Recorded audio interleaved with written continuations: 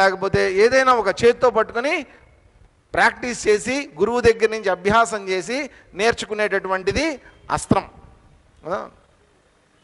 శస్త్రాలు అంటే ఏంటి? మంత్రయుక్తమైనటువంటివి. ఒక గడ్డిపోచ తీసుకుని మంత్రం చదివి అట్లా విడిచిపెట్టామంటే అది బ్రహ్మాస్త్రం కదా. శ్రీరాముడు అట్లాగే రావణాసురుడిని బ్రహ్మాస్త్రంతోనే చివరికి చేయాల్సి వచ్చింది ఇదంతా కూడా. ఎందుకని? వాళ్ళు ఆ అస్త్రాలని శస్త్రాలని కూడా, అస్త్రాలేమో గురువుల దగ్గర నుంచి నేర్చుకునేవాళ్ళు, శస్త్రాలు ఏం చేసేవాళ్ళు అంటే తపస్సులు చేసి దేవతల యొక్క అనుగ్రహం ద్వారా సంపాదించేటటువంటి వాళ్ళు.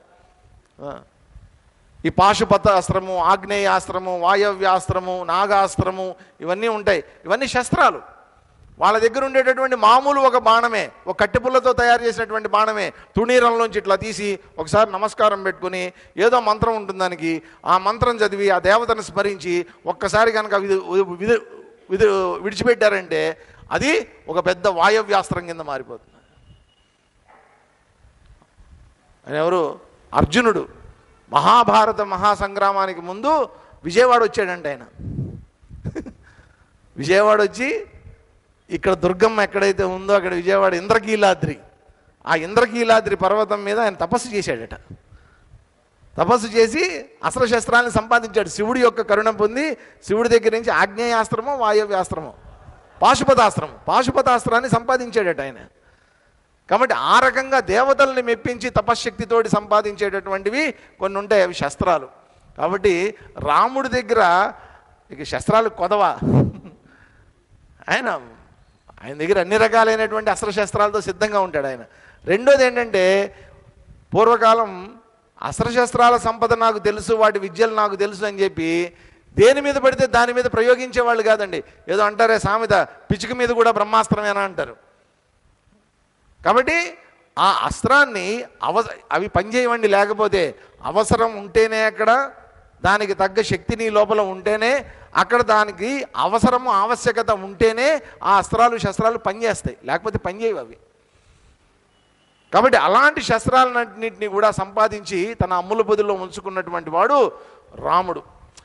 రాముడి దగ్గర నేను గమనించింది ఏంటంటేనండి, ఆయన దగ్గర ఎన్ని అస్త్రశస్త్రాలు ఉన్నప్పటికీ కూడా ఆయన దగ్గర ఒక బ్రహ్మాండమైనటువంటి ఒక అస్త్రం ఉంది, అది ధర్మం.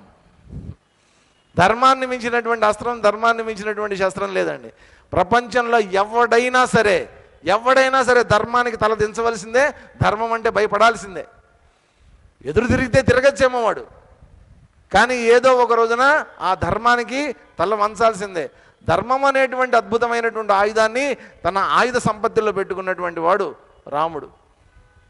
తనే స్వయంగా చెప్తాడు, బాబు నేను రావణాసురుడి మీద యుద్ధానికి వెళ్తున్నా, దేన్ని నమ్ముకుని వెళ్తున్నానో తెలుసా? నా దగ్గర ఉన్నటువంటి ఈ కోతిమూక సైన్యాన్ని కాదు, నా దగ్గర ఉన్నటువంటి ధర్మాన్ని నమ్మి నేను వెళ్తున్నా అంటాడు. అంటే ఆ ధర్మం అనేటువంటిది ఒక ఆయుధంలాగా నాకు ఉపయోగపడుతుంది, ఈ ధర్మంతోనే నేను రావణాసురుడిని జయించగలను అన్నటువంటి నమ్మకంతో ఆయన వెళ్ళాడు యుద్ధానికి, జయించి వచ్చాడు ఆయన. కాబట్టి అటువంటి అస్త్రశస్త్రాలన్నింటిలో ఫిజికల్గా కూడా అస్త్రశస్త్రాలన్నింటినీ కూడా సంపాదించి తన తుణీరంలో ఉంచుకున్నటువంటి వాడు రాముడు. కాబట్టి రామో విగ్రహవాన్ ధర్మ, ఆయన్ని మించినటువంటి ధర్మం ఇంకొకటి లేదు. ఒక ధర్మానికి ఒక రూపం అంటూ ఏదన్నా ఉంది అంటే, మూర్తీభవించినటువంటి ధర్మం ఏదన్నా ఉంది అంటే ద పెర్సానిఫికేషన్ ఆఫ్ ధర్మ అంటారు. ధర్మం కనుక మూర్తీభవిస్తే అది రాముడు రూపంలో ఉంటుంది అని చెప్తారనమాట. అందుకనే మనం ఇప్పటికీ కూడా మన భారతదేశం అంతా కూడా ఆ రాముడు అన్న, రామభక్తి అన్న, ఆ రామభక్తుల్లో అగ్రగణ్యుడైనటువంటి ఆంజనేయ స్వామి అన్న, ఎందుకు మనందరికీ చర్చిలు లేనటువంటి, మసీదులు లేనటువంటి పల్లెటూళ్ళు ఉంటే ఉండొచ్చేవో, కానీ రామాలయమో ఏదో చిన్న గుడి కట్టుకుని చిన్న ఫోటో రాముడిదన్నా పెట్టుకుని పూజలు చేసుకునే ప్రతి పల్లెటూరు ఉంటుంది, ప్రతి చోట ఉంటుంది మనకి. ఎందుకని? రాముడు మన భారతదేశంలో, మన జీవనంలో, మన జీవన విధానంలో అంతర్భాగం అయిపోయినటువంటి వాడు ఆయన. కాబట్టి దగ్గరలో మనం శ్రీరామనవమి కూడా చేసుకోబోతున్నాం. ఈ సందర్భంగా రాముడి ప్రస్తావన రావడం అనేటువంటిది చాలా ఉత్తమం. కాబట్టి ఆ రాముడు ఎవరైతే ఒక దేశాన్ని మొత్తానికి కూడా ఆదర్శంగా నిలబడ్డాడో, ఒక అన్నగా కానివ్వండి, ఒక కొడుకుగా కానివ్వండి, ఒక భర్తగా కానివ్వండి, ఒక నాయకుడిగా కానివ్వండి, ఒక రాజుగా కానివ్వండి, ఏ రకంగా చూసుకున్నా కానీ is the top. Top qualities అన్నీ ఆయన దగ్గర ఉన్నాయి. కాబట్టి అటువంటి రాముణ్ణి మనం ఆరాధించి ఆయనకి మనం చక్కగా అయోధ్యలో అద్భుతమైనటువంటి రామ మందిరాన్ని మనందరం కట్టుకున్నాం. కాబట్టి ఆ రాముడిని ఎవరు చెప్తున్నారు ఈ మాట? నేనే అనే మాట ఎవరు చెప్తున్నారు? శ్రీకృష్ణుడు చెప్తున్నాడు. కాబట్టి ఇప్పుడు కృష్ణుణ్ణి రాముణ్ణి ఒకలాగా చూద్దామంటే కుదరదు. త్రేతాయుగంలో అప్పుడు అవసరాలని బట్టి, అప్పుడున్నటువంటి కండిషన్స్ని బట్టి, అప్పుడున్నటువంటి విలన్ రావణాసురుడు ఎవరైతే ఉన్నారో ఆయన్ని ఎదుర్కోవడానికి కావలసినటువంటి శక్తితోటి అప్పుడు రాముడు జన్మించాడు. అదే శ్రీ మహావిష్ణువు ద్వాపర యుగంలో అప్పుడు అవసరాలను బట్టి, అప్పుడున్నటువంటి సామాజికమైనటువంటి పరిస్థితులను బట్టి, అప్పుడున్నటువంటి రాజకీయ పరిస్థితులను అనుసరించి అప్పుడు ఆయన కృష్ణావతారంలోకి రావాల్సి వచ్చింది. అప్పుడు చేసినటువంటిది ధర్మ సంస్థాపనమే, ఇక్కడ ధర్మ సంస్థాపనమే ఆయన చేసింది. కాబట్టి ఈ కామనాలిటీ ఏమిటంటే వీళ్ళల్లో ఇంతకుముందు చెప్పుకున్నటువంటి ప్రహ్లాదుని రక్షించినటువంటి నృసింహావతారం కానివ్వండి, ఈ రాముడు కానివ్వండి, ఇప్పుడు చెప్తున్నటువంటి కృష్ణుడు కానివ్వండి, అందరిలో కామన్గా ఉండేటటువంటిది ఏంటంటే విష్ణు స్వరూపం. సర్వవ్యాపకమైనటువంటి ఆ వైష్ణవ తత్వం ఏదైతే ఉందో అది వీళ్ళందరి ద్వారా వ్యక్తం అవుతూ ఉంటుంది. అందుకని రాముణ్ణి నేనే అనేటువంటి మాటను కూడా ఇక్కడ చెప్పడం జరిగింది. జషాణం మకరశ్చాస్మి.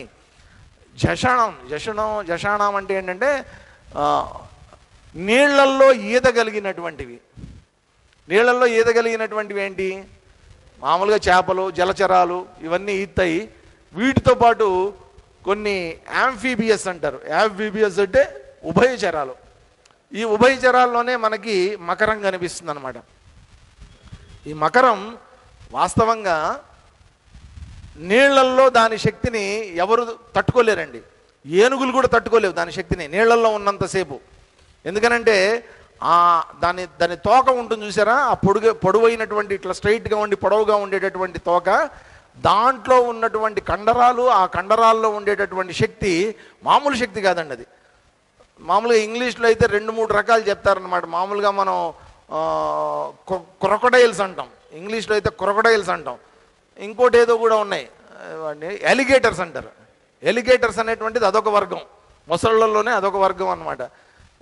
ఈ 2 రకాలు ఏంటంటే నీళ్లలో కనుక ఉన్నాయి అంటే ఎంత పెద్ద జంతువు అయినా సరే దానికి కానీ దొరికిందంటే నీళ్లలో దాన్ని తిప్పి పడేస్తుంది అనమాట. అది తిరుగుతుంది, దాంతోపాటు మొత్తం అంతటిని తిప్పేస్తుంది, కిందకి పైకి తిప్పేస్తుంది. ఆ మొసలి తిప్పేస్తుంది చూసారా, దాన్ని ఏమంటారంటే డెత్ రోల్ అంటారు. Death roll. ఒక్కసారి కనుక ఆ మొసలి నోట్లో పడి ఆ తిప్పటం అనేటువంటిది మొసలి మొదలు పెట్టిందంటే దాని నోట్లో ఉన్నటువంటి ప్రాణి చచ్చి తీరాల్సిందే. అలా తిప్పేస్తుంది అనమాట. ఇంక ఊపిరి ఆడదు, భయం వేస్తుంది, చచ్చిపోతుంది. అది అక్కడికక్కడే చచ్చిపోతుంది. అది పట్టుకోవడం పీక పట్టుకుంటుంది. అది ఇది దాని యొక్క క్రూరత్వం, దాని యొక్క క్రౌర్య స్వరూపం ఇదంతా. కాకపోతే దానికి ఉండేటటువంటి లక్షణం ఏంటి అంటే ఉభయచరం. అది నీళ్లలోనూ ఉండగలదు, నేల మీద కూడా అది చక్కగా వస్తుంది. అది నేల మీద గుడ్లు పెడుతూ ఉంటుంది ఒక్కొక్కసారి, అంత నేల మీదే చేస్తుంది అది. కాకపోతే ఏంటి, నేల మీద ఉన్నప్పుడు ఉన్నంత శక్తి కంటే కూడా నీటిలో ఉన్నప్పుడు దాని శక్తి చాలా ఎక్కువ అన్నమాట. ఇంకొకటి, మకరం ఎవరి యొక్క వాహనం? మకరవాహిని, గంగాదేవి యొక్క వాహనం మకరం, మకరవాహిని అంటారు అందుకనే. కాబట్టి అటువంటి గంగాదేవి సైతం వాహనంగా ఉపయోగించేటటువంటి ఆ మకరం ఎవరైతే ఉన్నారో అది నేను.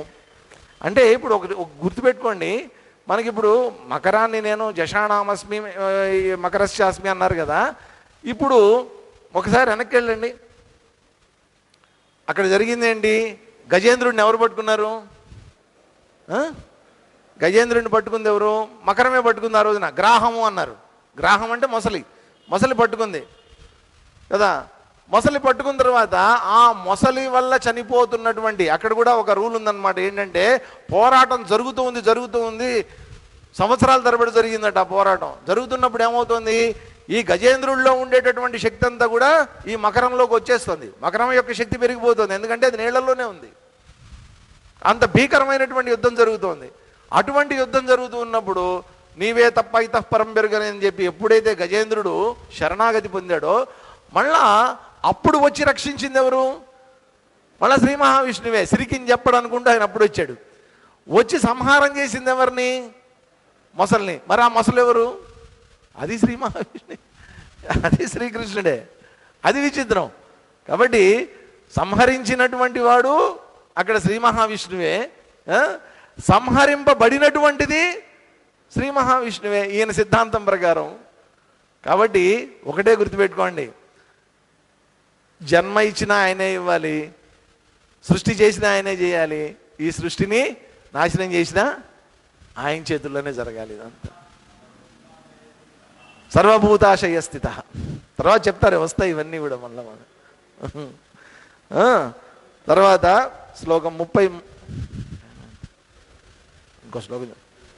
సర్గాణామాదిరంతశ్చ మధ్యం చైవాహమర్జున అధ్యాత్మ విద్యా విద్యానాం వాదః ప్రవదతామహం సర్గాణామాదిరంతశ్చ మధ్యం చైవాహమర్జున అధ్యాత్మ విద్యా విద్యానాం వాదః ప్రవదతామహం.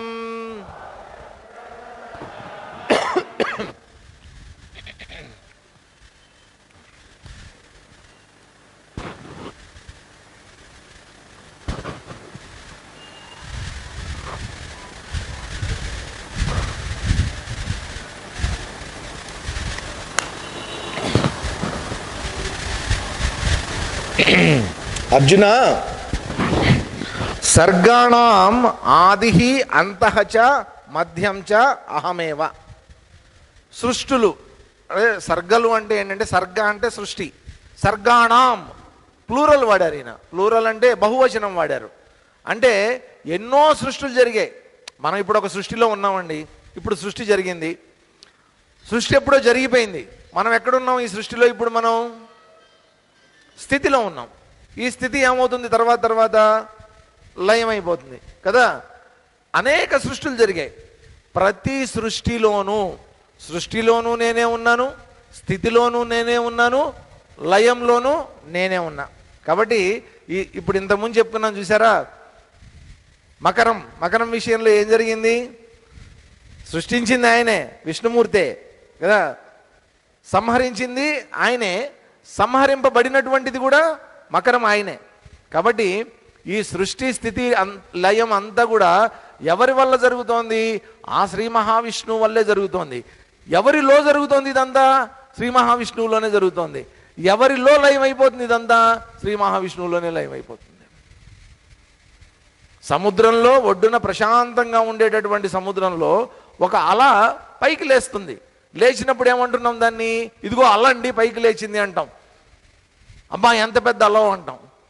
అల ఎక్కడి నుంచి లేచింది? నీళ్ళల్లోంచే లేచింది. అలలో ఉన్నటువంటిది ఏంటి? నీరే. అల పడిపోయిన తర్వాత ఎక్కడ పడిపోతుంది? అది నీళ్ళలోనే పడిపోతుంది. అలాగే ఈ సృష్టిలన్నీ ఏమిటట? ఈ అలలాగా వస్తూ ఉంటాయి, కాసేపు కనిపిస్తూ ఉంటాయి, మళ్ళీ లయం అయిపోతూ ఉంటాయి. ఇవన్నీ ఎక్కడి నుంచి ప్రారంభమవుతున్నాయి? ఎక్కడ ఉంటున్నాయి? ఎవరిలో ఉంటున్నాయి? ఎక్కడ లయం అయిపోతుంది? నాలోనే. ఇవన్నీ ఆది మధ్యం చ అంతః చ నేనే, అహమేవ. విద్యానాం అధ్యాత్మ విద్య. ఇక్కడ అసలైనటువంటి విషయం చెప్తున్నారు. విద్య అంటే ఏంటి? రెండు ఉంటాయి. ఈ రెండిటికి చిన్న డిఫరెన్స్ ఉంది, కరెక్ట్గా అర్థం చేసుకోండి. ఒకటి విద్య, రెండోది జ్ఞానం. అర్థమైందా? విద్య, జ్ఞానం. చాలామంది ఏమంటారంటే, ఒక విచిత్రమైన వాదం తీసుకొని వస్తారు. ఏంటంటే, సార్ కేరళ అండి హయ్యెస్ట్ లిటరసీ అండి, అక్కడ మొత్తం అందరూ చదువుకున్నటువంటి వాళ్ళే అని అంటూ ఉంటారు. నేనేమంటానంటే, వాళ్ళందరూ లిటరేట్సే, లిటరేట్స్ అంటే అర్థమేంటి? అక్షరాస్యత, అక్షరాలు రాయటం, చదవటం, సంతకం పెట్టడం వచ్చినటువంటి వాళ్ళు, అది అక్షరాస్యత. 100% లిటరసీ అచీవ్ చేసినటువంటి స్టేటు కేరళ కదండి. ఇప్పటికీ అది కంటిన్యూ అవుతుంది. ఇప్పుడు కాదు, దాదాపు 40-50 సంవత్సరాల నుంచి అదే సిస్టమ్ కంటిన్యూ అవుతుంది. నేను అనేది ఏంటంటే వాళ్ళందరూ కూడా they are literates but not educated. Educated కాదండి వాళ్ళందరూ, వాళ్ళకి కేవలం అక్షర జ్ఞానం మాత్రమే ఉంది. వాళ్ళ దగ్గర జ్ఞానం లేదు, విద్య ఉంది. ఆ విద్య జ్ఞానం కింద మారలేదు కాబట్టే ఇప్పటికీ ఆ రాష్ట్రం ఆ దరిద్రంగా అలాగే ఉండిపోయింది. అది ఆ క్రిస్టియానిటీ, ఆ ఇస్లాము, ఎక్కడ చూసినా చర్చిలు నాశనం చేశారు అందరూ కలిసి ఆ రాష్ట్రాన్ని. కారణం ఏంటి? ఎడ్యుకేషన్ లేదు అక్కడ, లిటరసీ అయితే ఉంది అక్కడ. ఇక్కడ కూడా ఏంటి? విద్య అనేటువంటిది ఏంటంటే ఒక గురువు దగ్గరికి వెళ్ళి అభ్యాసం చేసి బైహార్ట్ చేసి ఆ వీళ్ళ దగ్గర నుంచి మొదలుపెట్టి చదివి నేర్చుకునేటటువంటిది. నెమ్మదిగా మనం చిన్నప్పుడు ఏబిసిడీలు నేర్చుకుంటాం, తర్వాత A for apple, B for bat నేర్చుకున్నాం, ఈలు, ఆ అమ్మ, ఆ ఆవు, ఈగ, ఇల్లు, ఇవన్నీ నేర్చుకున్నాం మనం. ఆ తర్వాత నెమ్మదిగా వాక్యాలు చదువుకున్నాం, ఆ వాక్యాలు కాస్త చిన్న చిన్న స్టోరీలు, తర్వాత ఎగ్జామ్స్ రాసాం, తర్వాత 10th క్లాస్కి వచ్చేసరికి చక్కగా ఛందస్సులు నేర్చుకున్నాం. అక్కడికి వచ్చేసరికి ఇదంతా ఏంటి? లిటరేచర్లో భాగం ఇదంతా విద్యలో భాగం ఇదంతా. కాబట్టి చక్కగా విద్య అనేటువంటిది మనం ఎప్పుడు కూడా ఒక గురువు దగ్గరికి వెళ్ళి నేర్చుకునేటటువంటిది ఇదంతా. కానీ ఆ విద్య వల్ల కలిగేటటువంటి జ్ఞానం ఏదైతే ఉందో అది అధ్యాత్మ జ్ఞానం.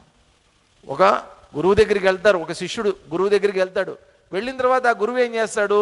ముందు వేదం నేర్పిస్తాడు, తర్వాత వేదాంతం నేర్పిస్తాడు. నేర్పించిన తర్వాత అదంతా కేవలం విద్య. ఆ విద్య తర్వాత దేని కింద మారుతుంది? జ్ఞానం కింద మారాలి. జ్ఞానం కింద మారినప్పుడే అది ఎడ్యుకేషన్ అంటాం మనం. జ్ఞానం కింద మారకపోతే అది కేవలం లిటరసీ కింద ఉండిపోతుంది. అది ఎడ్యుకేషన్ కింద మారినప్పుడు ఏం జరుగుతుందంటే, పూర్వకాలం ఉన్నటువంటి సిస్టమ్ ఏంటంటే గురుకులాల్లో ముందు విద్యను అందించారు, ఆ విద్య ఆధ్యాత్మ జ్ఞానం వైపు దారి తీసే విధంగా దాన్ని నేర్పించారు. ఏ విద్య నేర్చుకున్నప్పటికీ నువ్వు అక్కడికి వెళ్ళి గురుకులంలోకి వెళ్ళి నువ్వు శాస్త్ర పాండిత్యం నేర్చుకుంటావా, వ్యాకరణం నేర్చుకుంటావా, న్యాయం నేర్చుకుంటావా, సాంఖ్యం నేర్చుకుంటావా, పూర్వమీమాంస, ఉత్తరమీమాంస, నీ ఇష్టం ఏదన్నా నేర్చుకో. లేకపోతే ఇప్పుడు ఉన్నటువంటి ఇదేంటి మన ఈ పంచాంగము ఇదంతా ఉంది చూసారా, అటువంటివన్నీ నేర్చుకుంటావా? నేర్చుకో. ఏదైనా సరే విద్య నేర్చుకో. కానీ ఆ విద్య ఎక్కడికి దారి తీసేది? చివరికి అధ్యాత్మ జ్ఞానం వైపు దారి తీసేది. అందుకని ఏమన్నారు? నువ్వు నేర్చుకునేది విద్య అయినప్పటికీ కూడా దాని అంతిమ లక్ష్యం అధ్యాత్మం అంటే ఏంటండి? నాలో ఉన్నటువంటి చైతన్యాన్ని, ఆత్మం, నాలో ఉన్నటువంటి ఆత్మ చైతన్యాన్ని తెలుసుకోవడానికి ఉపయోగపడేటటువంటి విద్య, అది అధ్యాత్మం. ఎక్కడో ఉన్నటువంటిది కాదు, ఆత్మం, నా లోపలే ఉన్నటువంటి ఆత్మ చైతన్యం. ఆ ఆత్మ చైతన్యాన్ని తెలుసుకోవడానికి నేను గురువు దగ్గర అభ్యసించేటటువంటి విద్య ఏదైతే ఉందో అది నిజమైనటువంటి విద్య. అది జ్ఞానం కింద మారుతుంది, ఆత్మ జ్ఞానం కింద మారుతుంది. అందుకోసం అని చెప్పి విద్యల్లోకెల్లా నువ్వు ఎన్ని రకాల విద్యలైనా నేర్చుకో, ఆధ్యాత్మ విద్య ఏదైతే ఉందో ఆ అధ్యాత్మ విద్య నేను. ఎందుకని? ఆ విద్య ద్వారా తెలియబడేటటువంటి వాడిని నేను కాబట్టి.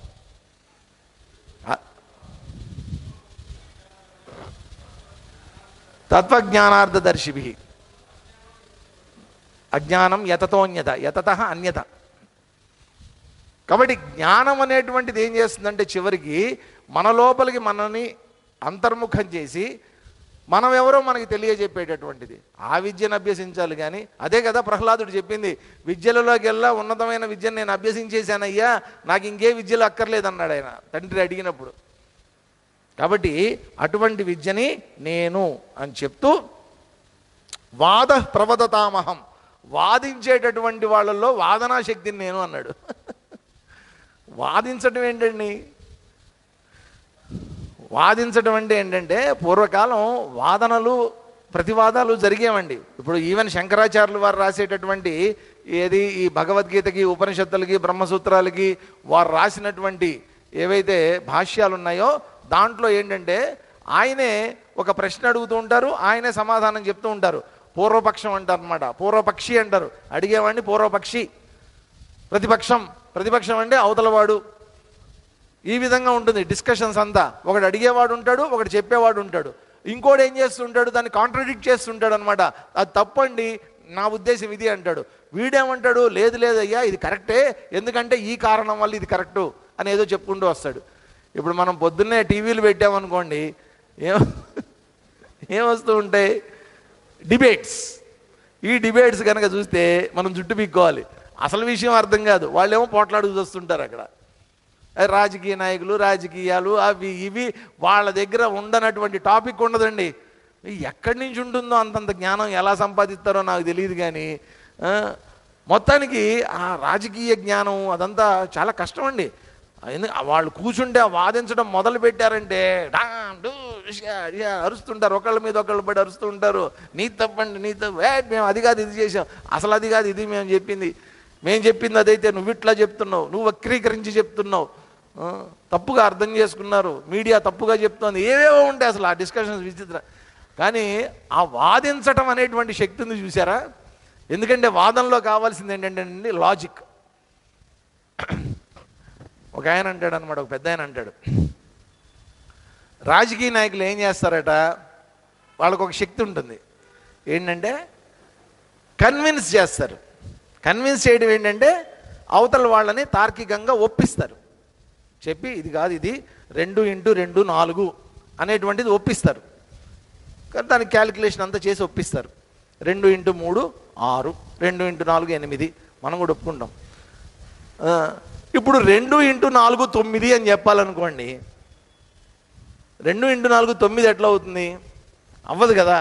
కానీ నేను ప్రూవ్ చేయాలి. అక్కడ ప్రూవ్ చేయడానికి ఏం చేస్తారట, వాడితే తర్కాన్ని వాడతారు. తర్కం పని చేయలేదనుకోండి, కన్ఫ్యూజ్ చేసి వదిలేస్తారు వాళ్ళు. ఈ రాజకీయ నాయకులందరూ అంతే, మనని కన్విన్స్ చేయడానికి ప్రయత్నం చేస్తారు, మనం కన్విన్స్ కాకపోతే ఏం చేస్తారు, వాళ్ళు కన్ఫ్యూజ్ చేసి వదిలేస్తారు. మనకేం అర్థం కాదనమాట, ఇదేంటిది, మనం ఏదో అనుకుంటే ఇది ఇట్లా ఉందేంటి, మొత్తం కన్ఫ్యూజన్లో ఉండిపోతాం మనం. అది విచిత్రం. కానీ సతార్కికంగా వాదించేటటువంటి వాళ్ళు కొంతమంది ఉంటారండి, ప్రూవ్ చేస్తారు, వాళ్ళు నిరూపిస్తారు. వాళ్ళు ఇది కరెక్ట్, ఎందుకు కరెక్ట్ అనేటువంటిది వాదించి దాంట్లో ఉండేటటువంటి అసలు విషయాన్ని చెప్పి అవతల వాళ్ళ నోరు మూయించగలగటం ఏదైతే ఉందో అది నిజమైనటువంటి వాదం. పూర్వకాలం ఈ వాదాన్ని దేనికి వాడేవాళ్ళంటే ఆధ్యాత్మిక విద్య కోసం వాడేవాళ్ళు. ఎందుకని, దేవుడు ఉన్నాడనొకడు, దేవుడు లేడనొకడు, దేవుడు వ్యక్తం అనొకడు, దేవుడు అవ్యక్తం అనొకడు, దేవుడు ద్వైతం అనొకడు, దేవుడు అద్వైతం అనొకడు, విశిష్టాద్వైతం అనొకడు, ఇట్లా రకరకాలుగా ఉండేటప్పుడు చక్కగా వాదం అనేటువంటిది జరిగేది. ఆ వాదంలో అసలైనటువంటి జ్ఞానం బయటికి వచ్చేదన్నమాట. మాకు కూడా ఉండే, మేము కోర్సులో ఉన్నప్పుడు మాకు గ్రూప్ డిస్కషన్స్ అని పెట్టేవాళ్ళు. గ్రూప్ డిస్కషన్ అంటే ఏంటి, పొద్దున్న క్లాస్ అయిపోతుంది, క్లాస్ అయిపోయిన తర్వాత 11ంటికి మళ్ళీ మేము అందరం కూర్చుని జరిగిపోయినటువంటి క్లాస్ మీద గ్రూప్ డిస్కషన్ పెట్టుకునేవాళ్ళం. పెట్టుకుని అందరం వాదించేవాళ్ళం. వాదిస్తే ఒక అసలైనటువంటి జ్ఞానం, గురువుగారు చెప్పినటువంటి జ్ఞానం బయటకు వచ్చేది. కాబట్టి ఆ వాదించేటటువంటి వాళ్ళలో వాదించగలిగినటువంటి శక్తి ఏదైతే ఉందో, ఆ లాజిక్ అనేటువంటిది ఏదైతే ఉందో అది చాలా శక్తివంతమైనటువంటిది అని కొన్ని మనకి ఆయన యొక్క విభూతుల్ని ఇప్పటిదాకా చెప్పారు. మిగతావి రేపు కంటిన్యూ చేద్దాం. కాసేపు ధ్యానం చేసుకుందాం ఈరోజు మనం ఒక 5 నిమిషాలు.